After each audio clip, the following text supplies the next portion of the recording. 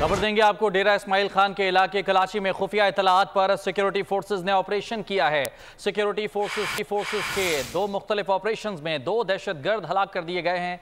मजीद तफसीलात जानते हैं, नुमाइंदा खसूसी सलमान अमान हमारे साथ मौजूद हैं। सलमान, कामयाब कार्रवाई की गई है सिक्योरिटी फोर्सेज की जानिब से, क्या तफसीलात हैं?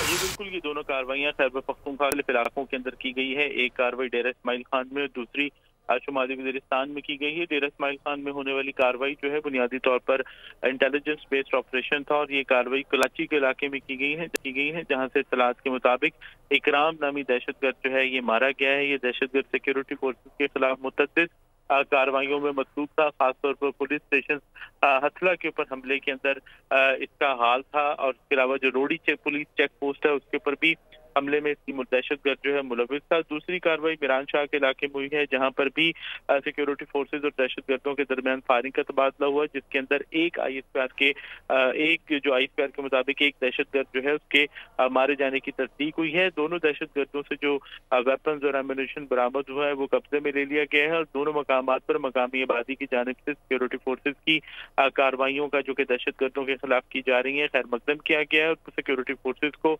मुकम्मल ताउन का यकीन दिलाया गया है। जी ठीक है, तफसीलात के लिए आपका बहुत शुक्रिया सलमान। सब्सक्राइब करें और बेल दबाएं ताकि कोई खबर रह न जाए।